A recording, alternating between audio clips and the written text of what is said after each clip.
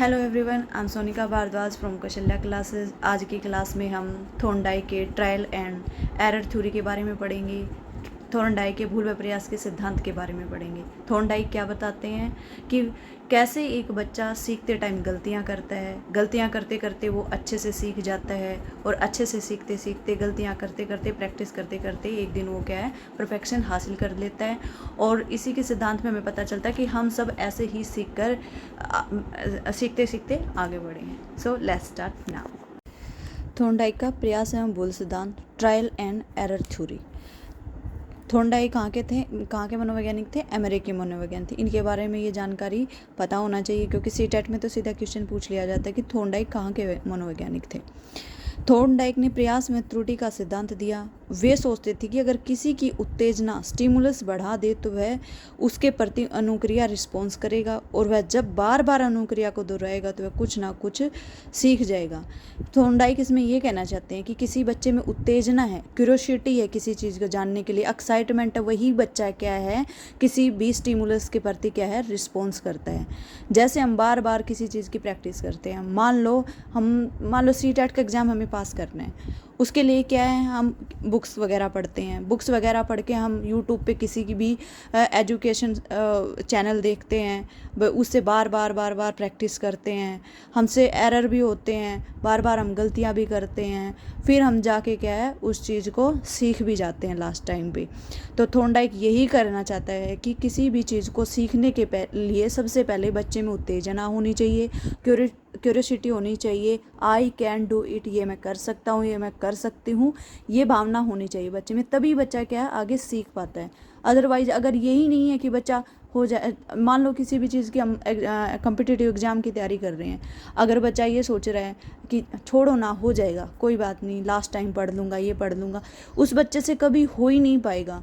अगर बच्चे में जज्बा है ये करने का कि आई कैन डू इट, ये तो मुझे करना ही है, ये मैं कर सकता हूँ या मैं कर सकती हूँ, वो बच्चा क्या है एक दिन सफल भी हो जाता है और वो बच्चा क्या है एक दिन परफेक्शन हासिल भी कर लेता है। यही एग्जाम्पल में थॉर्नडाइक ने यही बताया है। जैसे एक उदाहरण हम ये भी ले सकते हैं कि यूट्यूब से मान लो आप मेरी वीडियो देख रहे हो, आप किसी भी बुक से पढ़ रहे हो, फिर मेरी वीडियो देख के ये सोचते हो हाँ अच्छा पढ़ाती है मैडम, और ये मैं इनके द्वारा पढ़ के क्वेश्चन करके इनसे सीख के मैं आगे बढ़ सकता हूँ और मैं एग्ज़ाम को क्लियर कर सकता हूँ। तो बच्चे में अगर ये भावना है कि मैं ये सब कुछ कर सकता हूँ, आई कैन डू इट, वही बच्चा आगे क्या है सीखता है। और नॉर्मल है कि जब हम सीखेंगे तब ही एरर मतलब गलतियाँ होती हैं हमसे। हम कुछ सीखना ही नहीं चाहते, हमारे अंदर कोई एक्साइटमेंट ही नहीं है, हम किसी चीज़ को बिल्कुल निष्क्रिय है, एक्टिव ही नहीं है किसी चीज़ के लिए, तो हम क्या तो सीखेंगे, और सीखेंगे ही नहीं तो गलतियाँ कैसे करेंगे। तो थॉर्नडाइक यही कहते हैं जो बच्चा बार बार किसी चीज़ को सीखता है गलतियाँ भी उसी से होती हैं, और बच्चे में ही एक्साइटमेंट होनी चाहिए कि मुझे ये सीखना है, मुझे करना है, बार बार प्रैक्टिस करते रहना है, तभी बच्चा क्या है भूल, यही मेन क्या है थॉर्नडाइक का कि प्रयास व भूल का सिद्धांत, कि बच्चा मतलब कुछ सीखेगा तभी वो गलती करेगा और गलतियाँ करते करते ही एक दिन वो परफेक्शन हासिल कर लेगा। उन्होंने थॉर्नडाइक ने एक्सपेरिमेंट करा था भूखी बिल्ली के ऊपर कि वो एक बक्से में बंद कर दिया था बिल्ली को और उसके अंदर एक लीवर था, बाहर वो मछली रख दी थी और वो है ना बार बार में भूखी बिल्ली थी, झटपटा रही थी कि वो बाहर फिश रखी हुई थी कि मुझे ये मिल जाए, मुझे ये मिल जाए, लेकिन वो तो बॉक्स में बंद थी। ऐसे ही उछल कूद करते करते करते एक टाइम ऐसा आया कि उसका लीवर पे पाँव रखा गया और लीवर पे पाँव रखते ही बॉक्स का दरवाज़ा खुल गया और उसको क्या है मतलब उसको खाना मिल गया। ऐसे ही थोड़े दिन बाद फिर ऐसे ही करा थॉर्नडाइक ने, ऐसे एक्सपेरिमेंट करते करते बिल्ली ने क्या है बिल्कुल गलतियां कर करके सीख के बिल्कुल परफेक्शन हासिल कर ली कि ये हो गया उसको कि लीवर पे पाँव रखते ही दरवाज़ा खुल जाता है और मुझे खाना मिल जाता है। इसलिए थॉर्नडाइक ने बताया कि जो भी कोई है, बच्चा हो या कोई भी किसी चीज़ के लिए हो, कि जब सीखने की अगर आपके अंदर क्यूरियोसिटी है, एक्साइटमेंट है, तभी हम सीख सकते हैं और सीखेंगे ही तो ही गलतियाँ होंगी, गलतियाँ करके ही हम परफेक्शन हासिल करते हैं। अपने थॉर्नडाइक के सीखने के नियम उन्होंने नियम दिए हैं, दो प्रकार के नियम दिए हैं, एक मुख्य नियम प्राइमरी और एक दूसरा है गौण नियम। प्राइमरी नियम क्या है? फर्स्ट ऑफ ऑल है अभ्यास का नियम, लॉ ऑफ एक्सरसाइज। यह नियम बताता है कि किसी काम का हम जितना अभ्यास करेंगे, प्रैक्टिस करेंगे, उतना ही ज़्यादा हम सीखेंगे। मान लो एग्जाम्पल के लिए जैसे कि ये मतलब वर्कर्स होते हैं, फिजिकल वर्क करते हैं, हार्ड वर्क करते हैं। मान लो नॉर्मल आदमी भी है, किसी भी फैक्ट्री में काम करता है, उसको कोई मतलब ये नहीं पता है कि हमें ये काम करना आता नहीं करना आता, लेकिन धीरे धीरे धीरे धीरे प्रैक्टिस से इतना परफेक्शन हासिल कर लेता है कि वो बिल्कुल ट्रेंड मतलब वर्कर बन जाता है। तो क्या है, थॉर्नडाइक ने अभ्यास के नियम में यही बताया है कि बार बार जब हम किसी चीज़ की प्रैक्टिस करते हैं तो हम उसमें परफेक्शन हासिल कर लेते हैं। मान लो आप सीटेट की तैयारी कर रहे हो या स्टेट की तैयारी कर रहे हो या किसी कम्पिटिटिव एग्जाम की तैयारी कर रहे हो, कोई बुक पढ़ रहे हो, ये नहीं आपने एक बार बुक पढ़ दी उसमें से आप परफेक्शन हासिल कर ली कि आपको तो सब कुछ आ गया। उस चीज़ को आपको परफेक्शन हासिल करने के लिए उसको बार बार बार बार बार बार प्रैक्टिस करनी पड़ती है। जैसे कि सीटेट सबसे मेन प्रॉब्लम बच्चों में क्या आती है, किसी भी कम्पिटिटिव एग्जाम में मैथ की आती है। मैथ क्या है, और सब्जेक्ट तो ये भी है, मतलब 2 बार पढ़ा या 3 बार पढ़ा है तो फिर मतलब ये माइंड में आ जाते हैं, लेकिन मैथ क्या है, मैथ सब्जेक्ट ऐसा है जब हम उसको बार बार बार बार प्रैक्टिस करते रहेंगे तब ही हम उसमें परफेक्शन हासिल करेंगे। अगर प्रैक्टिस बीच में छोड़ दी तो हम फिर भूल जाते हैं। तो थॉर्नडाइक ने अभ्यास के नियम में यही बताया कि जब बार बार हम किसी चीज़ की प्रैक्टिस करते हैं तो उस चीज़ में हम परफेक्शन हासिल कर लेते हैं। हालांकि भी इसमें गलतियाँ होती है, गलतियाँ करके ही हम सीखते हैं। सेकंड दिया है तत्परता का नियम, लॉ ऑफ रेडीनेस। यह नियम बताता है कि यदि किसी काम को करने के लिए हम जितने तत्पर होंगे, एक्साइटमेंट हमारे अंदर होगी, उतने ही हम जल्दी सीखेंगे।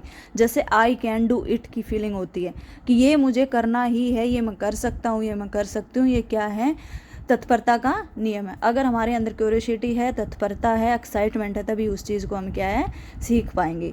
ये नहीं है कि हम बिल्कुल ऐसे पढ़े हैं कि हमारा एग्ज़ाम निकल जाएगा, जाते लास्ट टाइम पढ़ लेंगे, ऐसा नहीं होता है।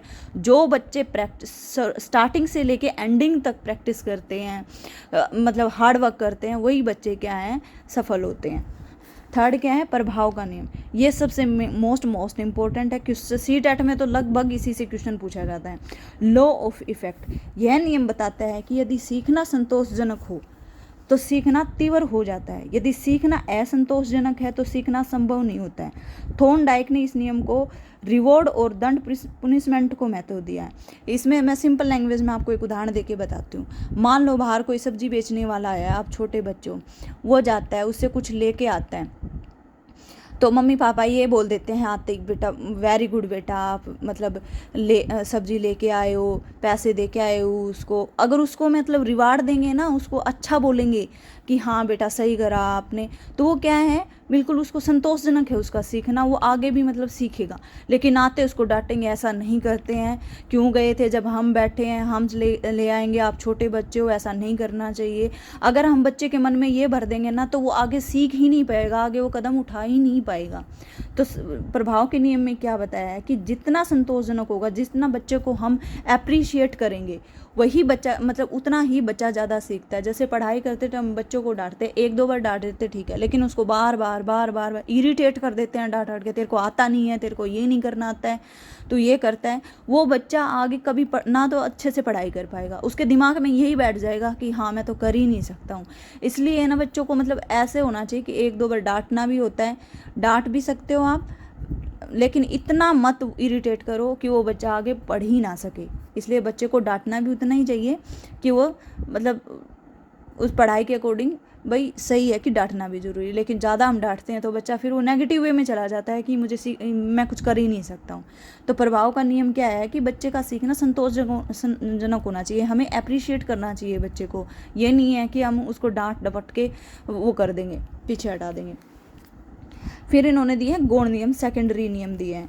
बहु प्रतिक्रिया का नियम, लॉ ऑफ मल्टीपल रिस्पॉन्स। इस नियम के अनुसार नया कार्य सीखते समय अनेक प्रतिक्रियाएं प्रयास करते हैं तो उसके बाद उस कार्य को करने की सही विधि मालूम हो जाती है। इन्होंने बहु प्रतिक्रिया का नियम यही बताया है कि जब बार बार हम किसी चीज़ को सीखते हैं, हालांकि गलतियां होती हैं, गलतियां करके ही हम उसको सीखते हैं, जितना हम प्रयास करेंगे, बार बार प्रैक्टिस करेंगे, उतना ही जल्दी हम गलतियां करके सीखेंगे। सेकंड है आंशिक क्रिया का नियम, law of partial action. Partial मतलब नाम से ही पता चल रहा है, आंशिक होता है टुकड़े करना, किसी चीज़ को छोटे छोटे टुकड़ों में 2 हिस्सों में बांट के कर लेना। इस नियम के अनुसार हम अपने पूरे कार्य को छोटे छोटे भागों में विभाजित करें तो यह अधिक शीघ्र और सरल हो जाता है। तो यही है, मान लो हम किसी भी चीज़ को सीटेट की या किसी कम्पिटिटिव एग्ज़ाम की तैयारी कर रहे हैं, वो एक ही एग्ज़ाम में बहुत सारे मतलब उससे सेक्शन से क्वेश्चन आते हैं। ये हम जैसे कि हम वो कर लेते हैं, पार्शियल कर लेते हैं कि आज हमें हिंदी पढ़नी है, आज हमें इंग्लिश पढ़नी है, फिर हमें मैथ की प्रैक्टिस करनी है, फिर हमें सीडीपी पढ़नी है, फिर हमें हिस्ट्री पढ़नी है, पॉलिटिकल पढ़नी है। ऐसे सारे सब्जेक्ट का हम टाइम टेबल रख के जब हम पढ़ाई करते हैं तो थॉर्नडाइक ने वो क्या बताया, आंशिक क्रिया का नियम बताया है, लॉ ऑफ पार्शियल एक्शन बताया। जब ज़्यादा बर्डन होता है तो हम कार्य को क्या है, पार्शियल एक्शन में करके कर सकते हैं। थर्ड क्या है, आत्मीकरण का नियम, लॉ ऑफ एसिमिलेशन। एसिमिलेशन का मैंने आपको पियाजे के सिद्धांत में बताया था कि एसिमिलेशन क्या होता है, एक अकोमोडेशन बताया था, एक एसिमिलेशन बताया था। एसिमिलेशन क्या होता है, जब हम पूर्व ज्ञान को नए ज्ञान में जोड़ते हैं। आई थिंक आपको याद भी होगा, मैंने बताया था कि जब हम सफ़ेद कुत्ते को देखते हैं, 4 टांगे होती है, एक पूँछ होती है, वो कुत्ता होता है। थोड़े दिन बाद हम ब्लैक डॉगी को देखते हैं, उसके भी पूँछें होती हैं, 4 टांगे होती हैं। तो हमने पहले क्या देखा था कि वाइट कुत्ता था, फिर हमने देखा कि मतलब ब्लैक कुत्ता था। कि हमने क्या है, अपने पूर्व ज्ञान में नए ज्ञान को जोड़ लिया था कि ज़रूरी नहीं है कि कुत्ता सफ़ेद होगा, 4 पूँछ होगी, 4 टांगे होंगी, वो मतलब वही कुत्ता होगा। डॉगी क्या है, ब्लैक कलर का भी हो सकता है। इस नियम के अनुसार हम नवीन ज्ञान को अपने पूर्व ज्ञान के साथ जोड़कर इसे स्थायी ज्ञान बना लेते हैं। इसे अधिगम अधिक सुगम और सरल हो जाता है। जैसे ही हम नए मतलब पुराने ज्ञान में नए ज्ञान को जोड़ते हैं तो क्या है, अधिक सरल और सुगम होता है, ईजी हो जाता है हमारे लिए, हम ज़्यादा सीखते हैं। उदाहरण के लिए वो कि मैंने वो जीन पियाजे के सिद्धांत में जो आपको बताया था ना, प्रीवियस नॉलेज में हम जोड़ के नए ज्ञान को, और जब हम वो करते हैं अपने ज्ञान को बढ़ाते हैं। एक और अन्य उदाहरण है इसका, आत्मीकरण के नियम का, लॉ ऑफ एसिमिलेशन का, कि जब हमें साइकिल चलानी आती है, ये सबके साथ ही होता है। जब हम साइकिल चला रहे होते हैं, चलानी आती है हमें, और अचानक से हमारे पास स्कूटी या हमें मोटरसाइकिल सीखने को मिलता है, तो हमारे लिए मोटरसाइकिल चलाना और स्कूटी चलाना बहुत ज़्यादा ईजी हो जाता है। हमें बहुत ज़्यादा हेल्प मिलती है। हमें पहले सीखे हुए ज्ञान के द्वारा हम अब नए ज्ञान को जब हम जो सीख रहे हैं तो उसमें आसानी हो जाती है। आत्मीकरण का नियम यही कहता है। फिर है मनोवृत्ति और अभिवृत्ति का नियम, लॉ ऑफ डिपोजिशन एटीट्यूड। यह नियम हमें बताता है कि किसी भी ज्ञान को करने के लिए जितनी हमारी पॉजिटिव अभिवृत्ति एटीट्यूड होगा, उतना ही ज़्यादा उस काम को हम सीखेंगे, और अगर अभिवृत्ति कम हुई तो उस काम को कम सीखेंगे। एग्जाम्पल, जॉब के लिए एक दृढ़ निश्चय।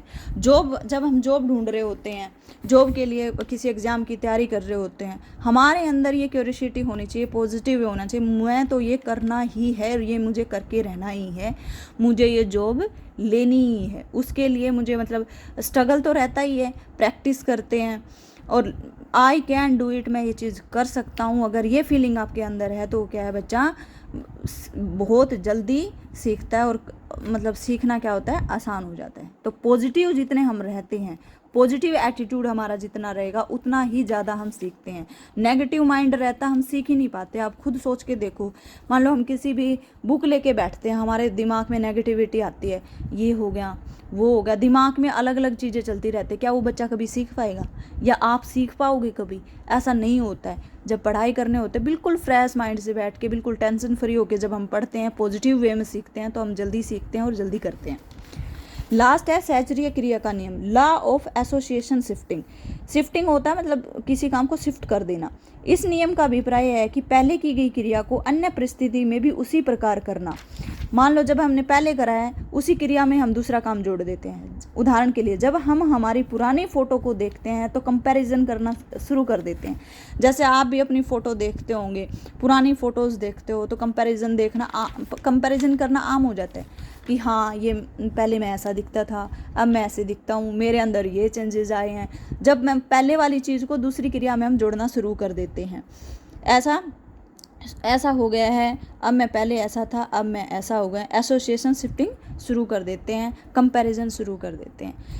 ये था इसकी थॉर्नडाइक की ट्रायल एंड एरर मेथड का। इन्होंने क्या है, मेन तो ये थे कि इन्होंने 2 तरह के सीखने के नियम दिए हैं, प्राइमरी नियम और सेकेंडरी नियम। मुख्य नियम में इन्होंने बताया अभ्यास का नियम, तत्परता का नियम और प्रभाव का नियम। ये मोस्ट इम्पोर्टेंट है। प्राइमरी नियम में तो ये बच्चों से पूछा जाता है, अभ्यास के प्रैक्टिस से, तत्परता का और ये प्रभाव का नियम। ये गौण नियम सेकंड नियम से कम क्वेश्चन करता है, लेकिन प्राइमरी लेवल से क्वेश्चन में हमेशा सीटेट में तो एक क्वेश्चन कर ही लिया जाता है और इन्हीं से पूछा जाता है। प्रभाव, तत्परता और ये अभ्यास का नियम, प्रैक्टिस और रेडीनेस और ये लॉ ऑफ इफेक्ट। प्रभाव का नियम से ज़्यादा क्वेश्चन पूछा जाता है लगभग। चलो आओ इससे हम एक दो क्वेश्चन भी कर लेते हैं साथ में। किसी कार्य को संतोषजनक प्रभाव उस कार्य को सीखने को प्रभावित करता है। सीखने का प्रयास यह नियम किसके द्वारा प्रतिपादित किया गया था। अभी हम पढ़ के गए हैं कि बच्चे जितना संतोषजनक बच्चे का प्रभाव मतलब सीखना होगा उसका अच्छा प्रभाव उतना ही अच्छा प्रभाव पड़ेगा। ये सीखा था हमने प्रभाव के नियम में, अभी सीखा था, ये इससे क्वेश्चन कर रखा है। और ये सिद्धांत किसने दिया था? थॉर्नडाइक ने दिया था। सेकंड है थॉर्नडाइक के बिल्ली पर सीखने के प्रयोग में एक विशिष्ट व्यवहार सीखने के लिए किस प्रकार के अभिप्रेरक का उपयोग किया गया था। जैसे बिल्ली को मतलब बिल्ली जब उसमें बॉक्स में बंद कर दिया था, खाना दिया था, तो बिल्ली क्या थी, उसमें कौन सा अभिप्रेरक था? बिल्ली जैविक था, सामाजिक था, वातावरणीय था, बाह्य अभिप्रेरक था। ना तो उसके ऊपर कोई बाह्य अभिप्रेरक जोड़ा गया था, ना ही कोई वातावरण का प्रभाव पड़ा था, ना ही कोई सामाजिक प्रभाव पड़ा था, उसका खुद का था, जैविक अभिप्रेरक थे वो। जैविक मतलब बिल्ली की भूख क्या थी? जैविक। उसके अंदर खुद के अंदर भूख क्या होती है? एक जैविक अभिप्रेरक होता है, हमारी खुद की मतलब शरीर की पूर्ति करने के लिए होती है भूख।